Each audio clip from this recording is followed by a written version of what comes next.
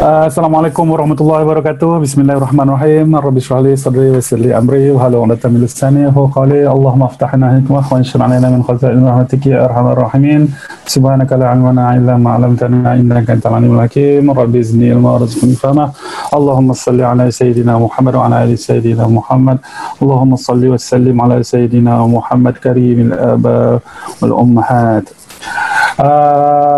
So saya campur bahasa Melayu dengan bahasa Inggeris boleh ya? Boleh. Bahasa Jepang pun boleh.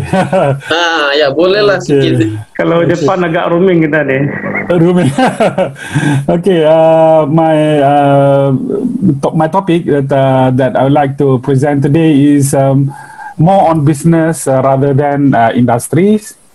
So hari ini saya akan bercakap berkenaan dengan halal business di Jepun. Halal business di Jepun, the myth, reality, and the way forward. Which mean after the post-COVID. Maybe some of my presentation a bit provocative, but not really. Also, I would like it toward the ends to give some suggestions for the betterment and also to strengthen the halal industries globally, inshallah. So basically, I would like to focus on Japan. Okay, so first one, I would like to make some argument about the USD 3 trillion halal market, where we are, the position is. Okay, I think this will be more surprising. As you can see, where does halal meat come from? Today I'm not going to talk about the certification, but I rather would like to discuss on how the Muslim countries could expand their business, or from which angle they could strengthen their positions. So this is the reality, and unfortunately we are the major importers. As you can see on the right down there, Saudi Arabia, Malaysia, number 2, UAE, Indonesia, Egypt. Luckily, Thailand is not there. So Dr. Ibrahim maybe will be happy a bit. Okay, and for your information, we would like to thank Brazil and also Thailand, especially for the Japan halal market, because due to the cheap Brazil chicken, poultry, we managed to get widely halal chicken in Japan.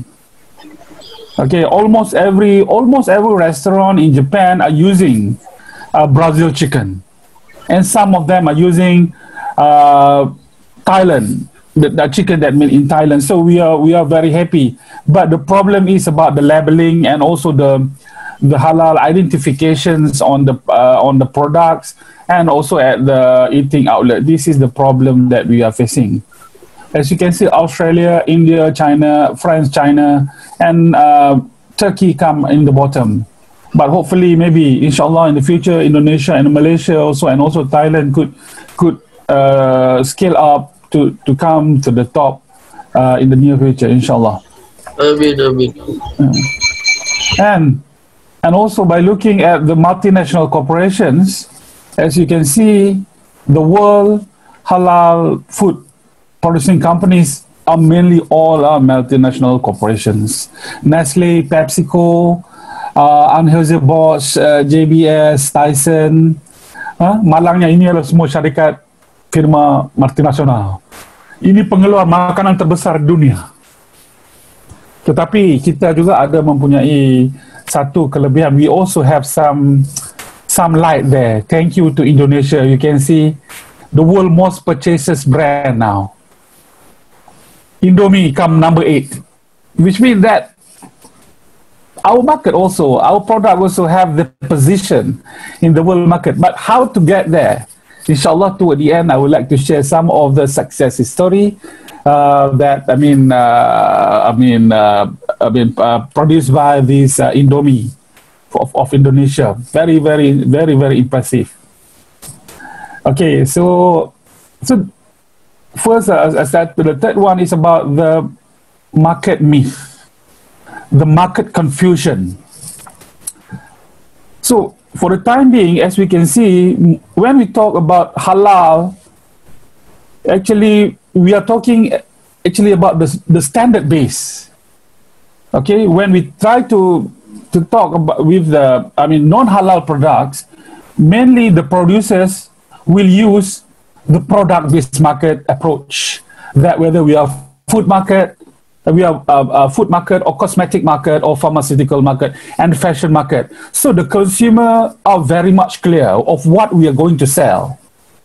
Whereby when we talk about halal is so big. It consists of everything. Apparel, food, cosmetic, even finance products. So this is sometimes it will cause some confusion when we talk about halal, especially for in Japan, for those who non-Muslim countries that don't have a Islamic knowledge background. It will cause market confusion when we talk about what is halal actually. Then, so they will try. Finally, they will how to say, they will put it as a halal products, halal food, which actually people come to Japan, we want to eat Japanese, halal Japanese food, okay? But some producer or some restaurant feel halal food mean curry, naan, or Indian food. This is the problem that some market stigma that we have in Japan. And another thing is about the halal food expo obsession. I'm not against this halal food expo obsession, but the problem is we already have the Food Acts.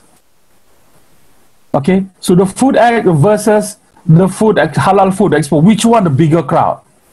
As for Muslim producers, we are looking for the customers. Okay, we are looking for the customers, whereby if you put halal food expo, for those who are interested in halal food only will come, which means we have made our market size smaller, whereby at the Food Acts, everyone will come regardless of your religion, country, taste preference, and etc. We'll come and we look what you want to buy, what good for you. Okay, of course halal is good. All right, so the approach that I'm seeing, the expo obsession, this is what the information I get from a Japanese manufacturer, especially in Malaysian food expo, Halal Malaysia. I think yearly the participant from Japanese company is decreasing. This is the reality that we are facing now.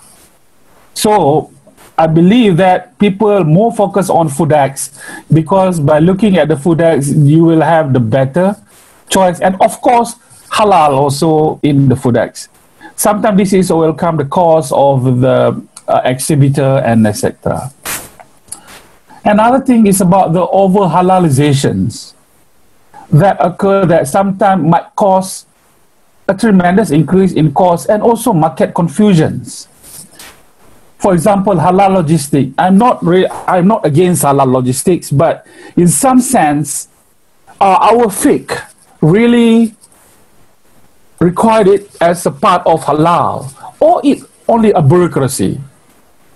Because why I'm saying this, the problem of having a special warehouse or special transportations, it really costs a lot.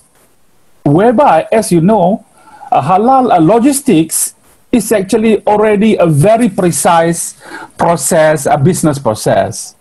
As you can see, even in the warehouse, even the water and the oil also will be put separately and clearly indicated. We have a barcode, we use the RFID and etc., which means the possibilities of contaminations might be, I think, very less. So by looking at the costs and the opportunities, so in some cases we need to rethink back about halal logistics. Why I'm quite concerned about this halal logistics, because in Japan, few of Japanese manufacturers reluctant to produce halal because of the halal logistic. They say, we are sorry, we cannot provide halal logistic, so we couldn't afford to provide halal products. So they take it logistic as an unnecessary part to become halal. This is one confusion that a lot of questions, I receive a lot of question about this recently. And it's also, I think, it's a very alarming issues that it cause some confusions in non-Muslim market. And also recently, the halal electrical goods, halal TV, halal refrigerator, and people are very happy to put it on the newspaper. Are these necessary? And who pay the cost? Of course, the consumer. And also about the halal cat food. Can this cat need halal food? So sometimes, because of maybe obsession, in some cases, we might require everything to put on the halal certifications, on the halal mark for just a business purpose. I'm not so sure about this, but the problem is later on the cost will be borne by the consumer in the end and will cause the increase in the product. So now I'd like to go into the reality in the business in Japan. The first problem that Japan is facing is the suddenly halal certifications. So due to the Olympics demand and also the Abenomics, the previous Prime Minister Abe policy of to increase inbound tourism, suddenly Japanese start asking for halal. But the problem is the people that come in to supervise this halal industry, they come and say, you must take certifications. But the problem is Japan is non-Muslim countries where almost all the people there don't have any knowledge about Islam itself and what is halal. Suddenly when you come about certification, the thing becomes so difficult because you don't understand what is halal. But actually the product they are producing itself is already halal. I also have received a lot of inquiry about export to Southeast Asia, to Malaysia. So they're asking, I'm asking them, what product of you they try to export? They said, we try to export oyster. A processed oyster or a fresh oyster? Yeah, they said a frozen fresh oyster.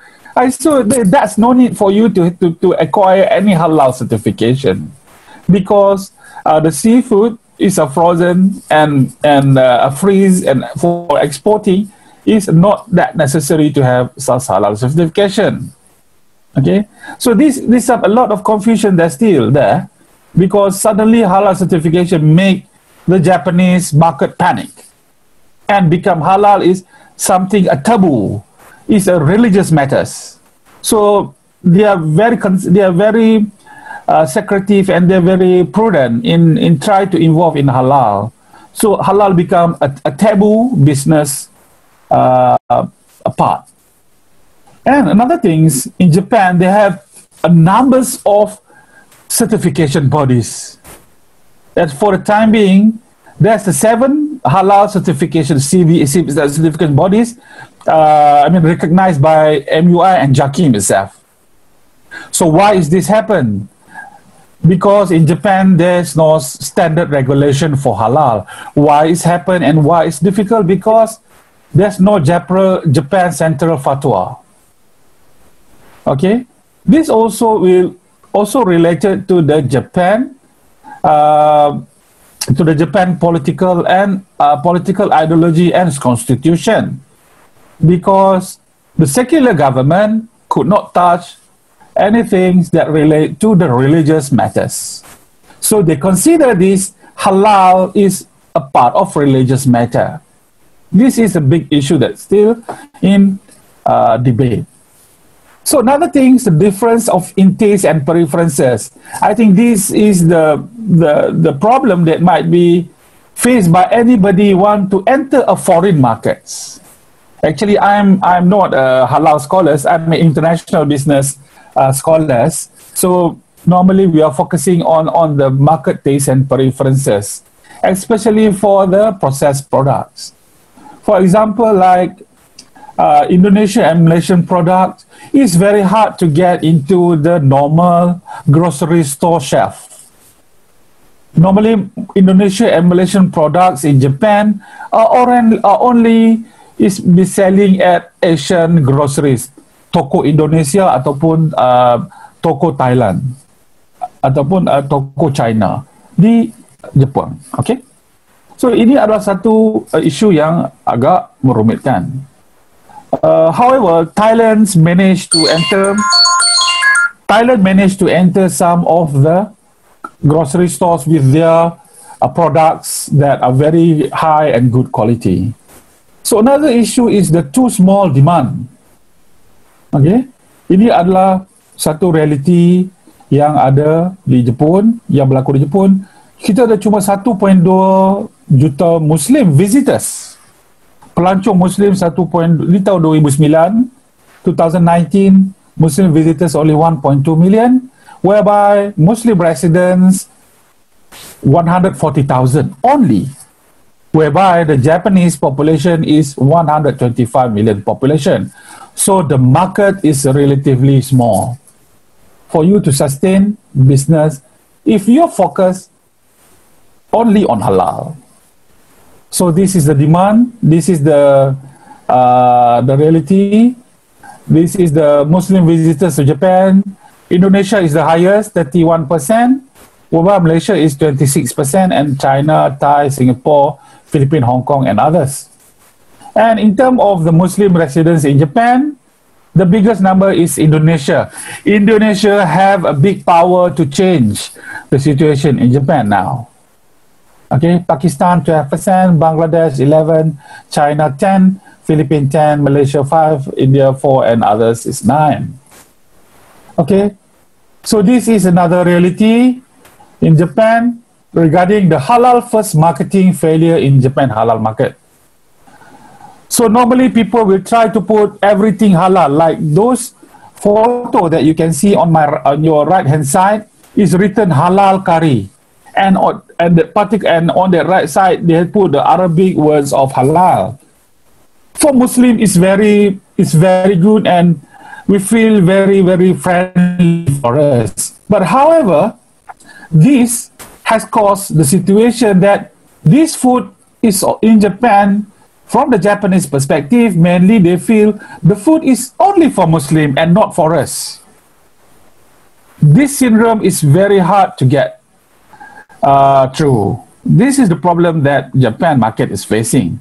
And this, like, you know, on your right hand side, the Koko Ichibannya, the halal curry, the Japanese halal curry, due to the COVID-19 impact, he's ended one of his outlet. You have two outlets. One of outlet is officially been closed. Because why? Because all the while is rely much only on Muslim customers. The numbers of Japanese customers might be around 1% or less. And then the final one, I would like to go straightly. So the post-COVID way forward, how to strengthen your products and service competitive advantage for the halal or Muslim country products. I rather would like to say this is a halal country product. Okay, I think I would like to finish, give from where. First is to repositioning of halal. Halal is a standard, not a products or industry. So it can go halal plus hasab or halal and Thayyiban. How to make it halal and Thayyiban. And the second one is halal for all. Okay, so for the Japan way forward,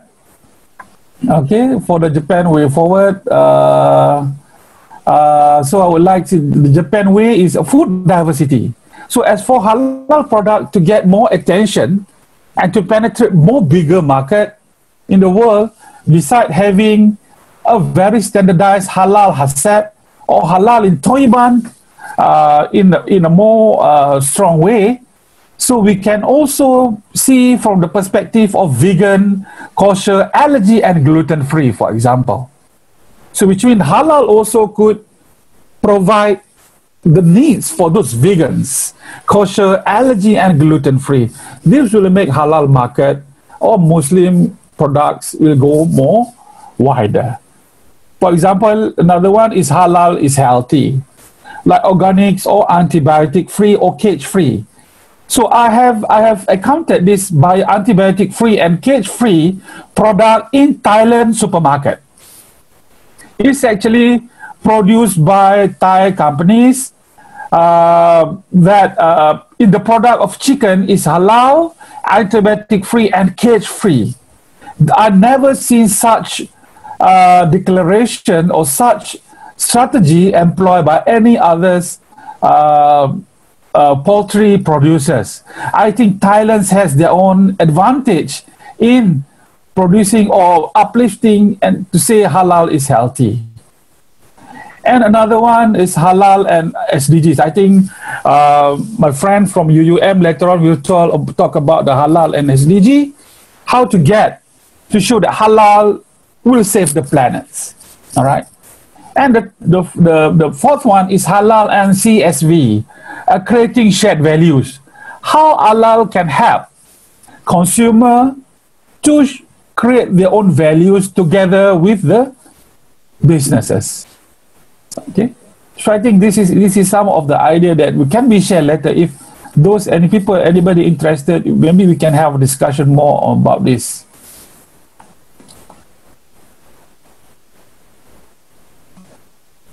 Okay, thank you.